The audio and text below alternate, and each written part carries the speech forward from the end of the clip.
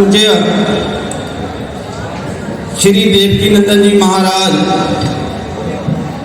आपको तो हम प्रणाम करते, उस मां को हम दंडवत प्रणाम करते हैं, कोटि कोटि प्रणाम करते हैं जिसने आपको जन्म दिया। क्योंकि ऐसी मां दुनिया में ऐसे बच्चे को कोई बिरले ही जन्म देती हैं। पता नहीं कितने लोग इस धरती पे आए और चले गए।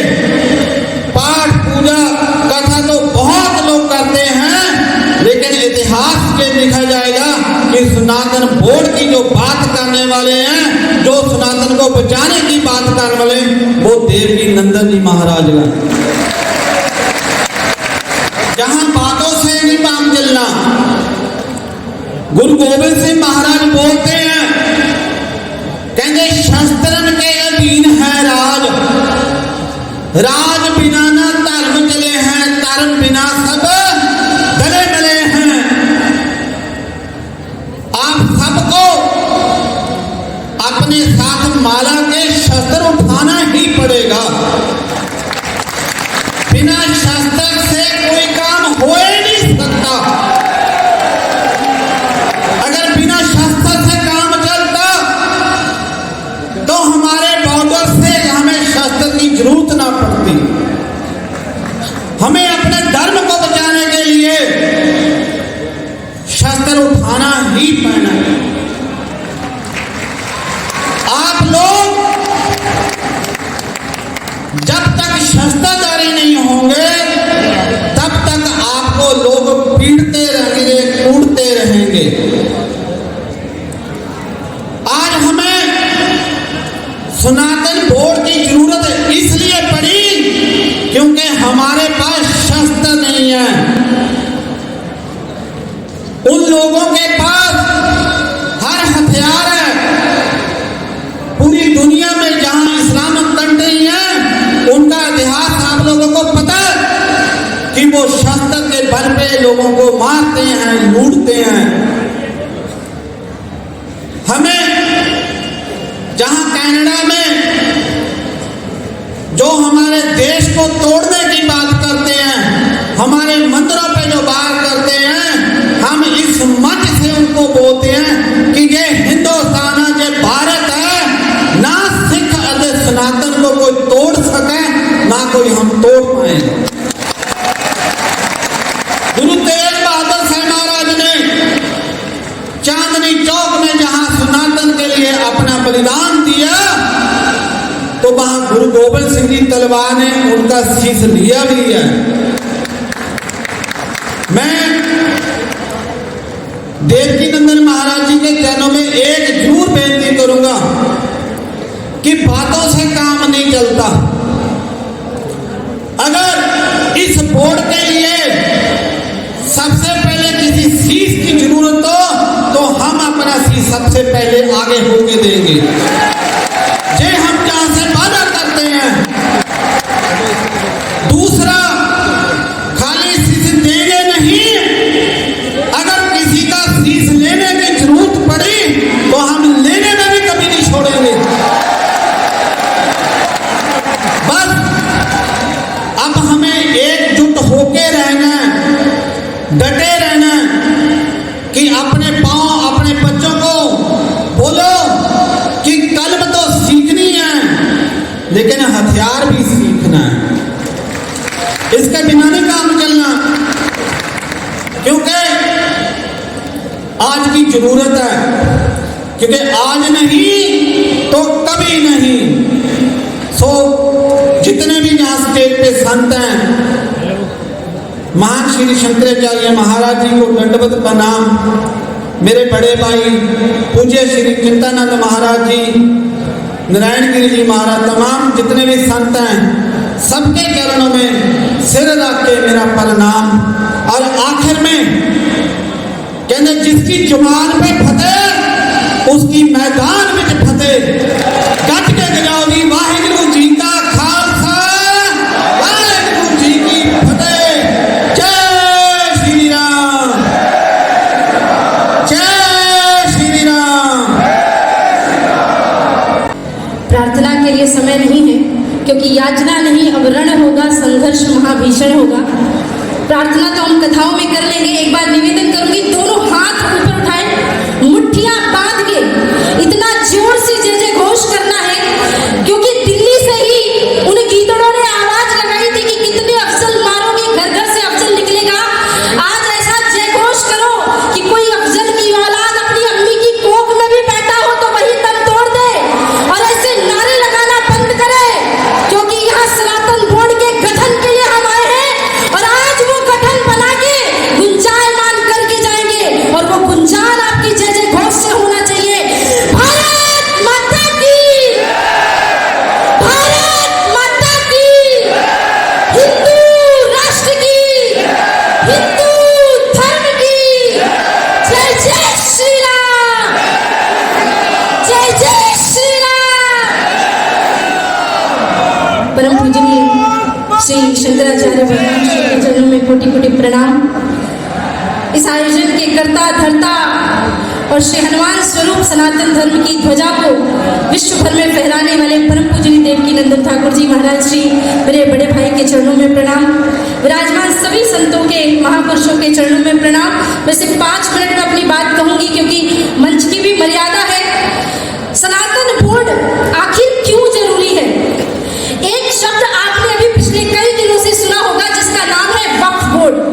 वक्फ बोर्ड एक ऐसा बोर्ड है जिसका भारत की भूमि से कोई लेना देना नहीं था, क्योंकि बंटवारे के बाद जब धर्म के नाम पे बंटवारा हुआ तो मुसलमान कहाँ जाए? पाकिस्तान। हिंदू कहाँ रहे? हिंदुस्तान में। लेकिन हुआ क्या? वहां से हिंदुओं को कत्लेआम करके भगा दिया गया, या तो मार डाला गया, या तो धर्म परिवर्तित करा दिया गया, या तो उनका नामो निशान मिटा दिया गया। और उसके बाद जो वहां की हिंदुओं की जमीनें थी वो किसके पास चली गई? मुस्लिम पाकिस्तान वक्फ बोर्ड के पास।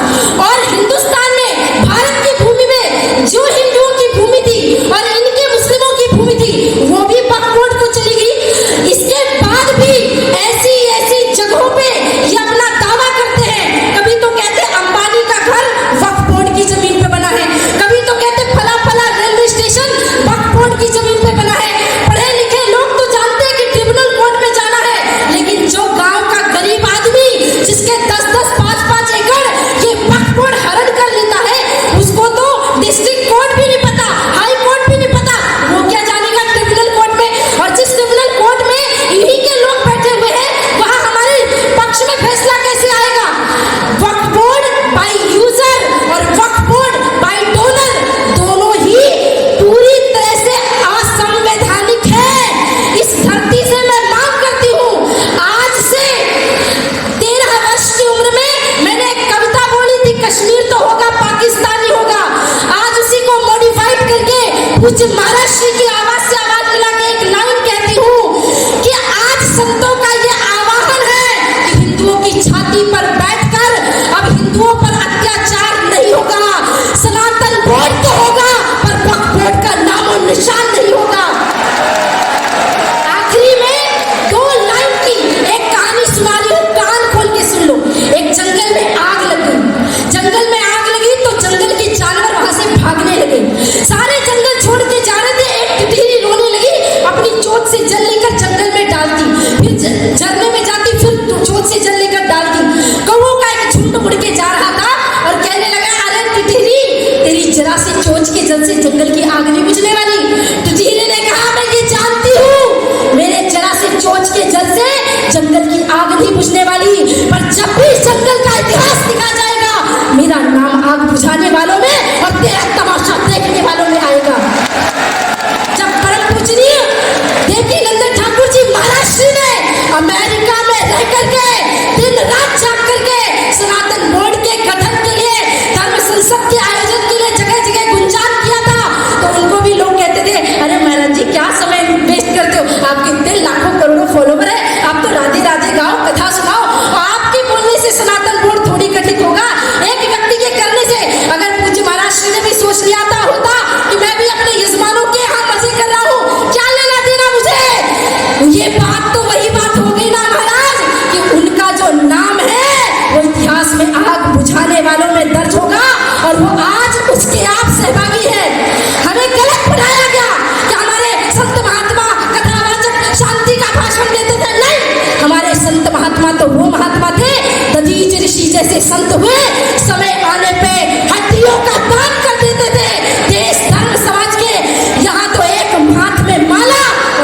हाथ में भाले की परंपरा है। जाने से पहले बस इतना ही कहूंगी, सनातन बोर्ड बनेगा, बन के रहेगा। किसी माई के लाल में हिम्मत नहीं हम संतों को रोक सके, लेकिन समय रहते हो जाए तो बहुत अच्छा, समय रहते हो जाए तो बहुत अच्छा, वरना साम दाम दंड भेद की नीति दुनिया को किसी ने सिखाई है तो हिंदुओं ने सिखाई है। अभी हम माला लेके जयघोष कर रहे हैं, अगर भाला लेकर के दिल्ली की सड़कों पे भी उतरना पड़ा तो ये संत कोई पीछे नहीं हटेंगे।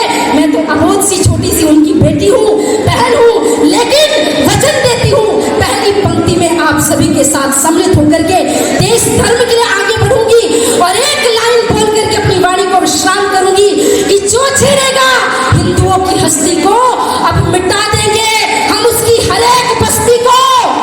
किसी ने कहा आपको मुसलमानों से नफरत है क्या, ईसाइयों से नफरत? मैंने कहा नहीं, जिन्होंने सनातन बोर्ड का आह्वान किया वो देवकी नंदन जी तो खुद रहीम रसखान के दोहे गाते हैं, गुलाब सखी को प्रणाम करते हैं। हमको मुसलमानों से नफरत नहीं है, लेकिन हमको औरंग बाबर अफजल की औलादों से नफरत है। इसलिए इस मंच से आह्वान है कि जो छेड़ेगा हिंदुओं की हस्ती को मिटा देंगे हम उसकी हर एक बस्ती को। रहना है तो रहीम रसखान बन के रहना, औरंगजेब बाबर बने तो खाक में मिला देंगे तुम्हारी हर एक हस्ती को।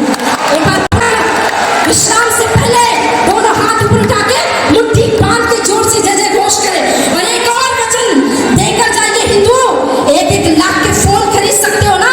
मेरी माताएं बहनें 2-2 लाख के लहंगे खरीदती अपनी शादियों में, खूब खरीदना, लेकिन 1-1 हजार रुपए की तलवार भी खरीद के घर में जरूर रख लेना। उड़ाइए दोनों हाथ, भारत माता की, भारत माता की, जय जय श्री राम, जय जय श्री राम। एक और बात मैं आज इस मंच पे अगर नहीं कह पाई तो शायद कहीं और नहीं कह पाऊंगी, पर पूजनी महाराज श्री आप बहुत अच्छे कथावाचक है, हम खुद भी कथा करते हैं और एक बड़ा सुंदर आपसे प्रेम भाव भी है मेरा। आप मेरे बड़े भाई हैं, गुरु तुल्य है, सब कुछ है, पर आपने आज कथावाचकों का सिर मोर सिर मुकुट सबसे ऊपर कर दिया। सनातन धर्म